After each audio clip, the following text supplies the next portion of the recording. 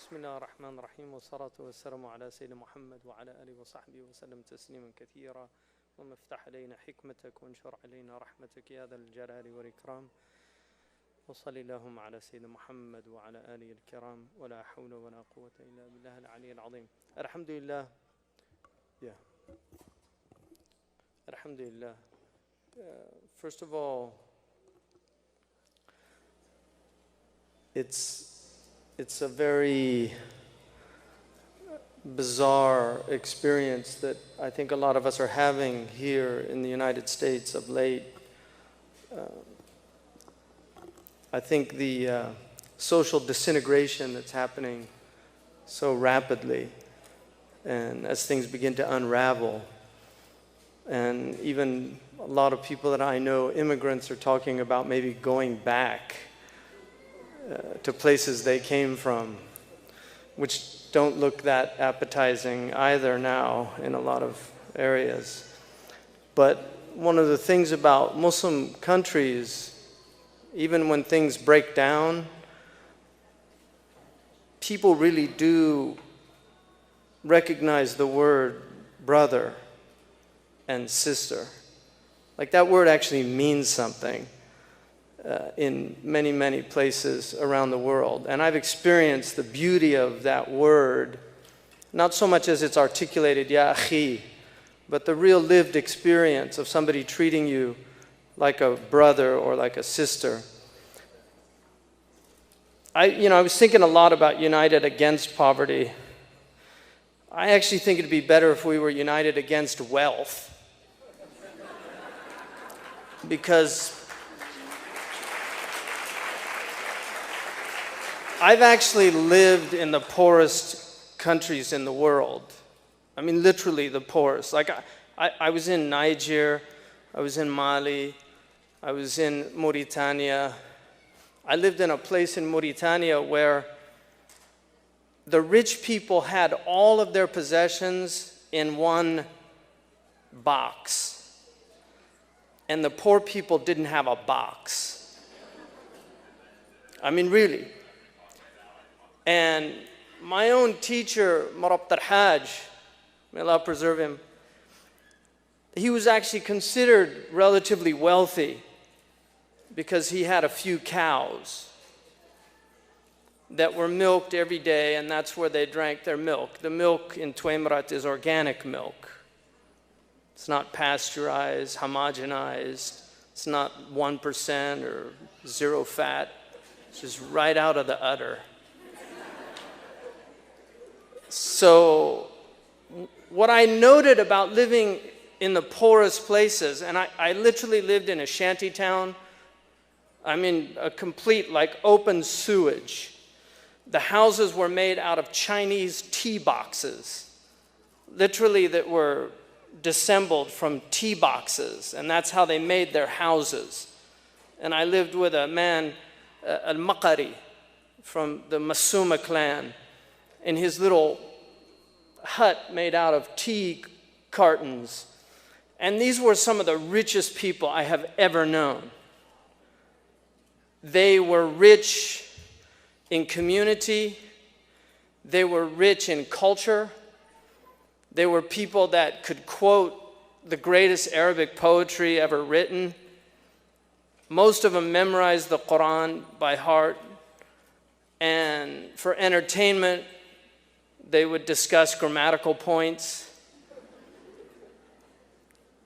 These were really rich people. They were not impoverished, unless you want to identify poverty as material poverty. And I'm not really against material poverty, but I'm very much against cultural and spiritual poverty. Because I think what's happening in this country is we are the most culturally and spiritually impoverished nation in the world. The fact that the #1 best-selling novel right now is a pornographic novel of no literary merit, according to the critics that have read it. But this is what's happening in America. Every airport I've been to has a whole row of these novels just lined up for people just to devour them off the shelves.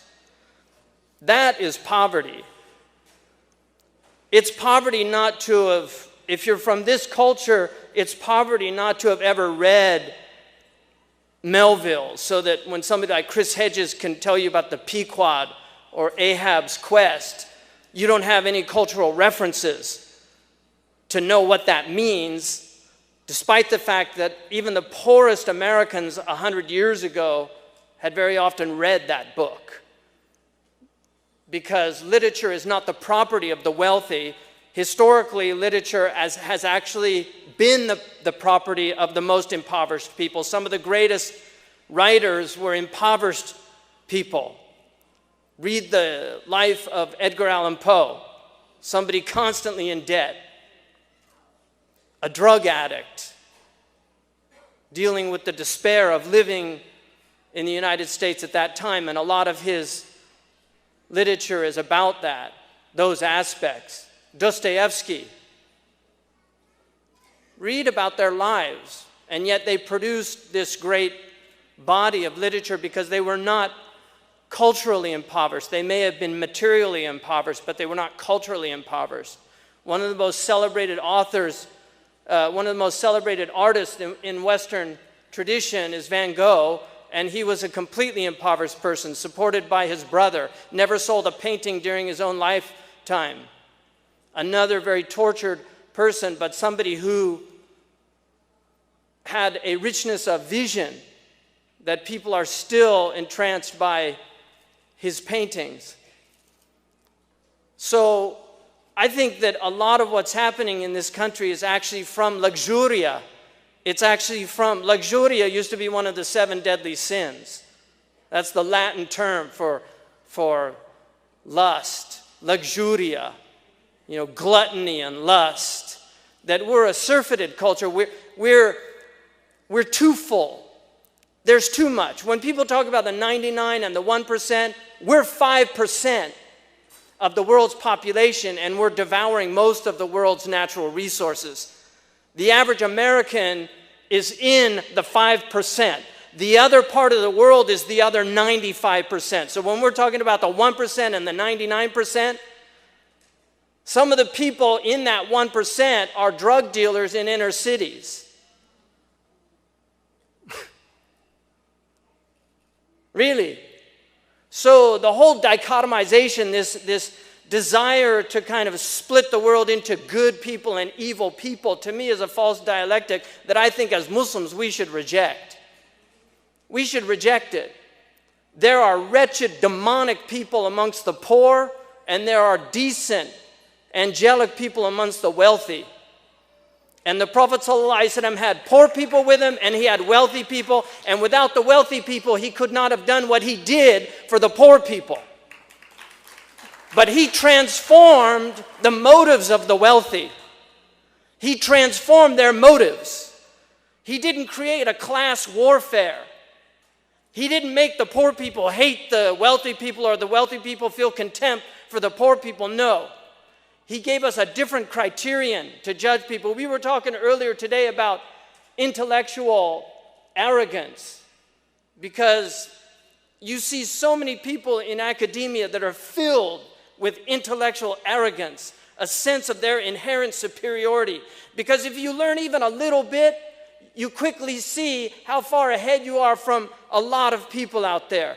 And that can lead to a type of contempt, because you have some kind of intellectual training that other people do, because you can work things out quicker than other people can work out, because you know these references and other people don't know these references.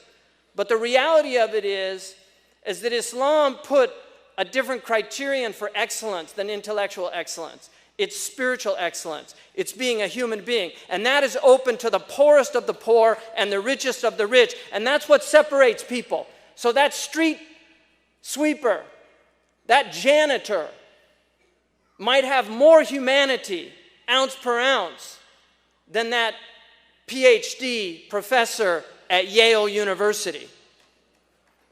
He might have better character, more moral integrity. He might be a better father, a better civic member of society. Because the real judge of people in Islam is the judge of character. It's not anything else. The Prophet ﷺ's standard was a standard of character. And he said, in fact, the standard of that standard was how you treat your women. Because he said that a man is judged by how he treats his women. خَيْرُكُمْ خَيْرُكُمْ لِأَهْلِهِ وَأَنَا خَيْرُكُمْ لِأَهْلِي. The best of you are the best to their women folk or their families, and I'm the best of you to my women folk. So he was letting us know right there what the standard of judgment, how you judge a person. Because you've got all these people out there giving all of their declarations and proclamations and telling you what's right and what's wrong, and they go home and they treat their wife like dirt. They treat their children as if they're subjects of Pharaoh. So the whole stratification, if you're talking about good and evil, give me a break. Because it's all the way down. This whole crisis, this global crisis that started here in this country was about greed. It was greed on Main Street and greed on Wall Street.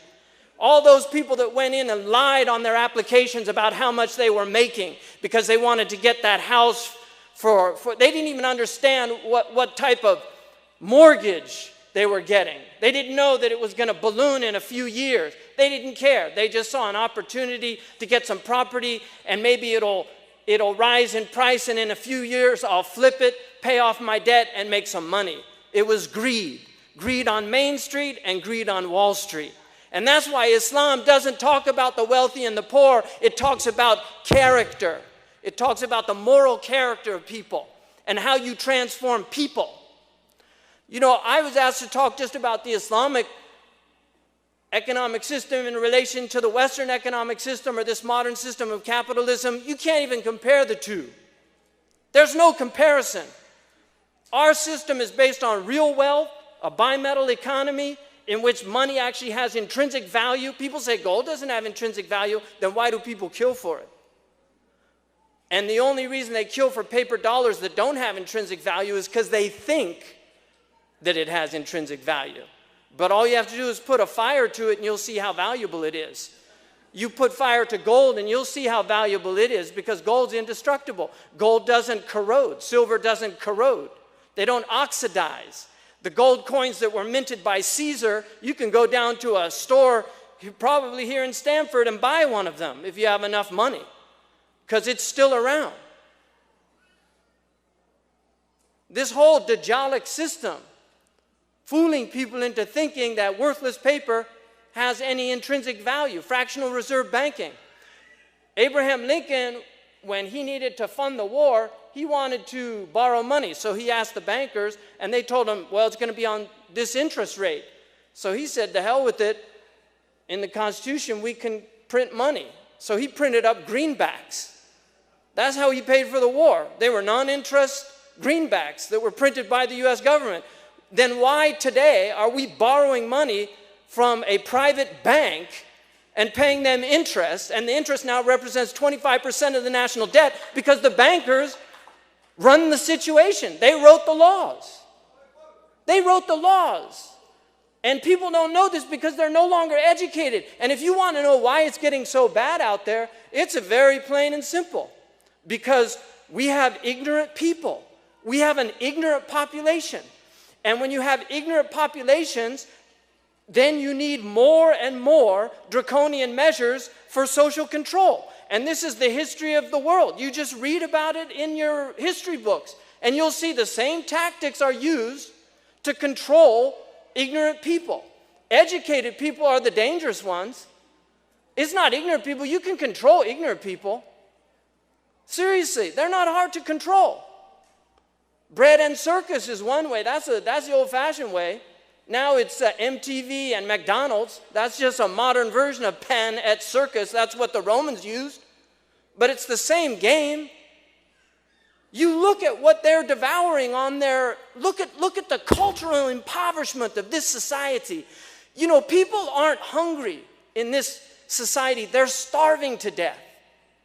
They're starving to death. And they're starving to death even though they're overeating. The reason that they have to eat more and more is because there's no nutrients in the food. So you're wondering why they're all getting bigger and bigger out there? Because the more they eat, the hungrier they feel. They're not satiated. All you have to do, come to California and we'll give them a real meal, like brown rice and tofu, and you'll see how quick they're hungry. They won't be hungry. If you eat a real meal, you go and eat, the Indians eat dal. You don't see fat Indians down in those villages because they eat dal. They eat real food. They're eating real bread that they cook with their own hands, chapatis. They're eating chapatis and they're eating dal. And they have better nutrition than all these people out here. They have better nutrition. But when you go up into that 1%, you know what they're eating? They're eating dal and handmade chapatis. Really, they're eating the same stuff the poorest people are eating in a lot of these countries. Go to Malaysia and you see how poor people eat. They're eating real vegetables that they grew. Pakistanis in this country, I know a lot of you know this. Your grandmothers, when they got here, the first thing they did was went in the backyard and started a garden. They grow their own tomatoes to put in their curries because that's just the way they did it. In this country, you used to have what were called victory gardens in World War II. They told people to grow your own gardens. Now, people don't even know what a vegetable is. The closest thing they get to it is a French fries. Really, or pizza. It's because it's got some red under there. I think that's from a vegetable. Seriously, they don't know what vegetables are. Most kids now in the schools can't identify a lot of the vegetables. They can't. They've actually done these tests and they don't know what a turnip is or a Brussels sprout, let alone a collard green. See, some people are old enough to know collard greens, right? Because people went out and picked them because they couldn't afford to go down to the store. People were resourceful. This country was a country of resourceful people. There's all these people looking for jobs. People used to make jobs. They didn't look for jobs. They made jobs. Now, people have been so dumbed down and so convinced that they can't do anything. That only if they get this job and then they go and it's all humiliation. Ibn Khaldun said the two most humiliating ways of gaining a livelihood are employment and treasure hunting. That's what he said, Ibn Khaldun. Employment and treasure hunting. In this country, employment was only just to learn how to do something. You became like a journeyman carpenter, and then when you finished the 7 years, you were free to open your own business. That's the way it worked. You started a store, you worked in a store to see how it ran, and then you went and opened your own shop. That's what people did. My great-grandfather started at the bottom in a newspaper. By his 50s, he owned 3 newspapers. Because that's the way America was. It was about entrepreneurial tradition of people elevating people. Not everybody was in that.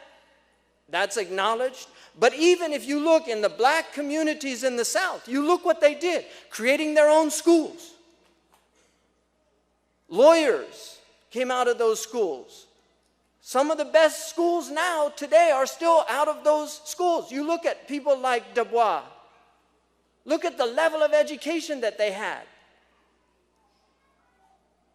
You know, read what his books are considered classics today. So there were people even from the most oppressed communities that still rose above those circumstances and empowered other people to do the same. The Islamic economic system is based on justice. Now, justice, even if you read Aristotle 2,500 years ago almost, if you read his book, he has a book number 5 in his ethics book on justice. And he talks about rectificatory justice and distributive justice. The idea that you have to have some justice in distribution. You know what these people say in this?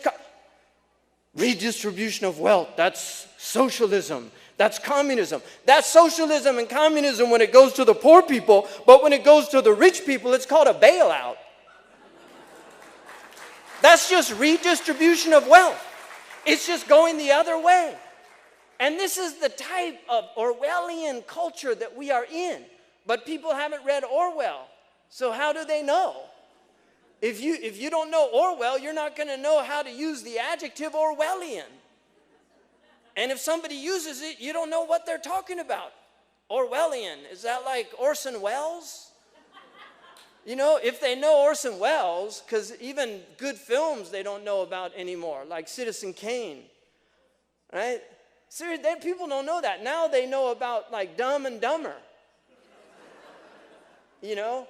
Seriously, I mean, I saw a really, interesting statement about, just the popular culture and how they take, how they humiliate these young black artists by getting black males to wear female clothes.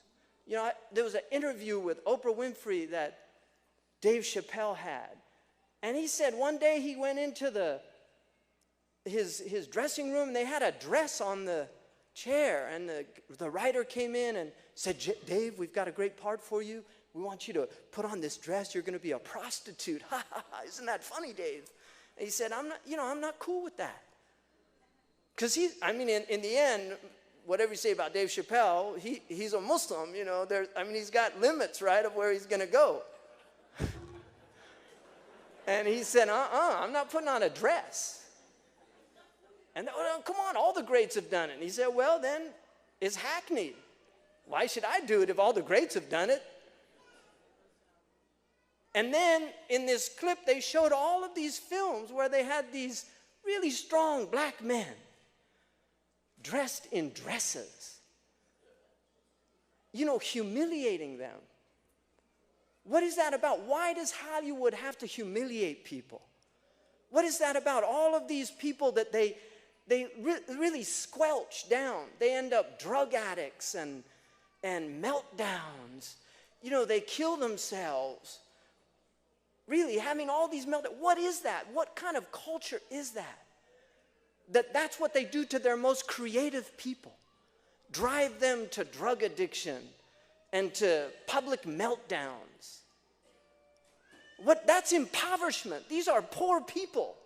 And if you don't have compassion for poor people, you don't have any compassion. But I'm saying they're all impoverished.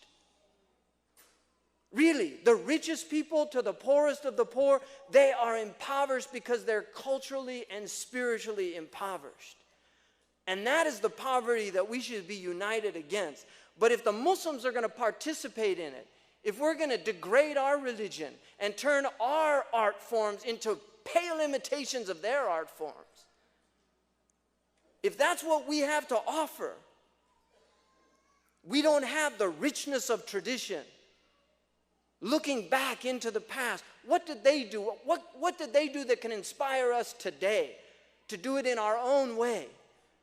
But we're people of legacy. We believe in legacy. We believe in things handed down.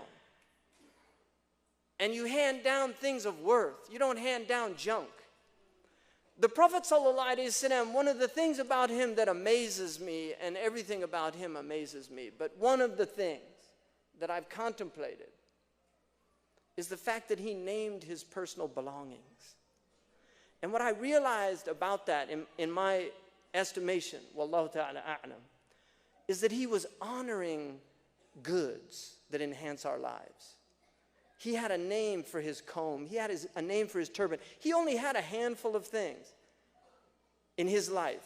If you actually took all of the possessions that he had, they would fit into a very small box. But he named them because they were meaningful things to him. We live in a society that gives stuff no meaning. It's not only nameless, it's discarded as fast as people buy it.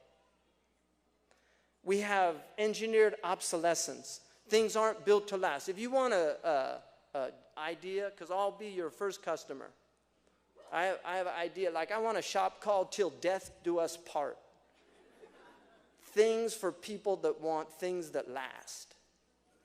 Because when I was a kid, if you bought something, it lasted.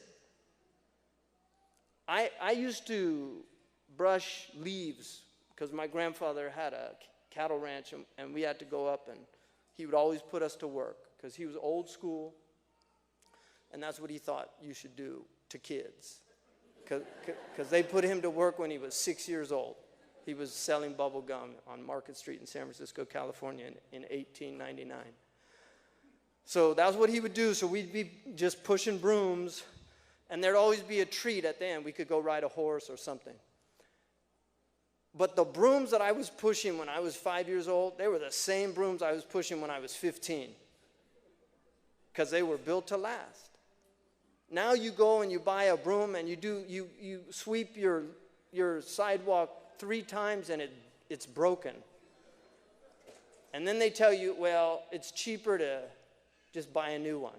That's what they tell you now. It's just cheaper to buy a new one. We have to reject this whole culture of consumption. We have to reject it. The Islamic tradition, if you look now, the wealth in this country, 40% of the wealth is not an economy of goods and services. That is the old American economy. It was an economy of goods and services. You produced things, you sold things, or you did things for people. Like you hired a carpenter, and he would do something for you, or your mechanic. So goods and services. Now it's financial instruments. It's making money off of money. This is the economy of America. And it's an economy that takes wealth away from the middle people and increasingly to the upper echelons. There's a Wall Street Journal op-ed writer who's been covering the wealthiest people. He wrote a book called Richistan. Richistan, like Pakistan, but it's where rich people live. There's some rich people in Pakistan, trust me. Because if you want to talk about wealth moving up, right? But he wrote a book called Richistan, and what he shows in that book, he had lower Richistan, middle Richistan, and upper Richistan. And then in upper Richistan, he had a town called Billionaireville, a population of 1,230 people.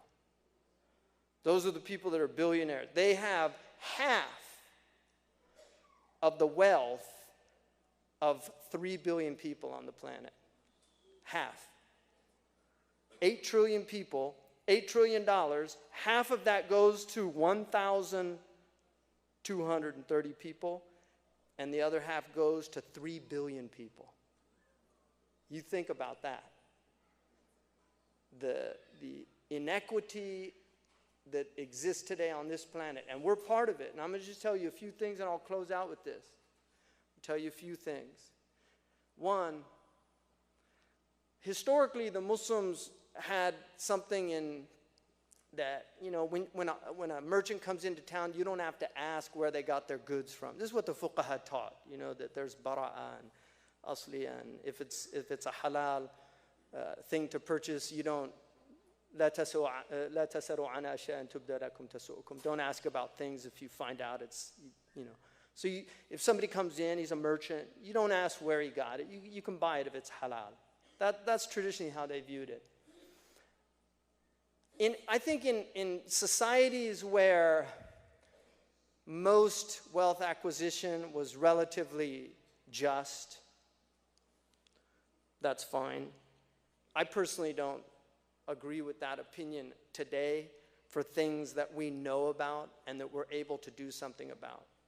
And the single most important thing, I think, to deal with the impoverished conditions that we're living in this country is to begin to empower people to take back their communities.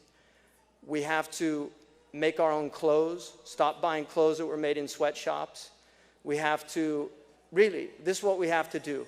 We have to reestablish family as the central, most important unit of a society, because Islam is about preservation of family. It's one of the 6 fundamentals, preservation of family. If you look now in the inner cities at the disintegration of the family, because if you take the father out of fatherhood, if you take the father out of motherhood, if you take the brother out of brotherhood and the sister out of sisterhood, what do you have left? You have the hood. That's all you've got left. That's it. And people cannot survive in those conditions. They will die. Camden, New Jersey, Chris Hedges wrote a whole section on his book, The Empire of Illusion, about that town. They're going to dismantle the police force in Camden. They don't have money, so they're just going to regionalize it. Highest crime rate in America. Just leave the poor people there. There's children on the streets. Doesn't matter. Because these are throwaway people. What has to happen, and the Muslims, and I'm going to chastise here the immigrant community. I really believe that the immigrant community made an ethical mistake as well as a strategic mistake in not seriously taking the existing indigenous Muslim communities that you find in the inner cities to heart and recognizing that they had a moral obligation to help them build community centers, to help them build their mosques. It is a disgrace when Siraj Wahaj, Imam Siraj, went all over this country building mosques for the entire Muslim community, mostly immigrant community, and he couldn't find the money to build a beautiful center in Brooklyn. That's a disgrace to this community. Because as far as I'm concerned, the single most important community for the Muslims in the United States of America is in the inner cities. It is the single most important. And I'm not saying this gratuitously. I'm saying this from my heart. It's the opinion of Dr. Khalid Blankenship, who I consider one of the most brilliant Muslim scholars that we have, not just in the United States, but on the globe. And he has said that to me many times. So we have to be real about helping these communities. We want to get the best and the brightest, give them scholarships so that they can give back. We don't want the migration up, right? This is what happened with the black middle class and upper middle class. They just moved up and they didn't pick anybody else up with them. And now they're completely alienated, and you have completely separate African American communities in the United States that can't relate to each other. Right? And the situation is so bad in places like East Oakland. Really, it's so bad. And it's right next door. It's right next door. We're seeing social disintegration, and we have a moral responsibility as a Muslim community. We have a moral responsibility to serve the underserved. The Prophet ﷺ promised us that you are given victory by the weakest amongst you. And he meant du'afa, he meant like poor people. That's who he was talking about. And he lived amongst them. And Allah commanded him to be patient with the poorest of people who call on their Lord in the morning and in the evening. Be patient with them. Be with them. Don't hang out with the rich people. Hang out with the poor people. That's what he told them. Allah told him to be with those people, elevate them, lift them up, bring them up. We need to dignify poverty in this country, because poverty in this country is a blemish. It's like something's wrong with you. You're like a moral leper. It's God's got his. This is Protestantism at its worst. This idea somehow that God's grace is when you get lots of money. Matthew 19:21, quoting Christian scripture here. Matthew 19:21, when the man comes to Jesus and Jesus says, go and sell your garment and give it to the poor, right? Go and sell your goods and give it to the poor, and you'll have a treasure in heaven. If you want to be perfect, go and sell your material possessions and then give it to the poor, and then you can get a treasure in heaven, and you follow me. The Catholics took that very seriously, and that's why in the Catholic tradition, the highest thing is to renounce wealth. That's what monks do. They have a vow of chastity, poverty, and obedience. Chastity, poverty, and obedience. All those nuns in those Catholic schools, they were all working for free. They were working for free. The Prophet ﷺ chose poverty over wealth. He was given a choice to be a slave prophet or a king prophet, and he chose to be a slave prophet. He lowered his standard of living so that other standards could be raised up. That's a challenge. That's a moral challenge for people. It's a moral challenge. Wealth is a dangerous thing. Sayyidina Umar, he said, Sayyidina Ali said, halalahu hisab wa haramahu iqab. What's halal from wealth, the permitted, is a severe reckoning, and what's haram is a chastisement. And that's why the zuhad, in all the books they say this, the people of zuhud, the people that give up wealth, a'qalu nas, they're the most rational, intelligent people. We have to lower our standards of living. Really, because we're living on a planet right now that's in peril because of all this wealth acquisition, all this greed. Because that's the fundamental problem. It's about tama'. It's just wanting more. When is enough enough? You know, if you watch any program, you watch any of these animal shows, you know those animal programs? I was once in West Africa with an Egyptian American from New York, and we were in a Jeep out in the middle of the Sahara, and he saw all of these wild animals. He said, man, this is just like the Nature Channel. I said, no. The Nature Channel is like this. Yeah, you got it wrong. Right? But if you watch those programs, when the lion gets the zebra, watch the other zebras. You watch them. Because they're all running, but right when that lion gets the zebra, they all stop and they go back to eating.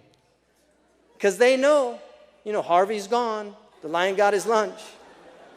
It's over. But the lion will not eat the whole flock. Because the lion has a limit, a natural limit. Aristotle said man is the only one that has no natural limits. Inna al-insana la yatgha, ar-ra'ahu istaghna. Surely man goes to excess when he deems himself wealthy. When he deems himself wealthy. Allah is the wealthy and we are the poor. Assalamu alaikum.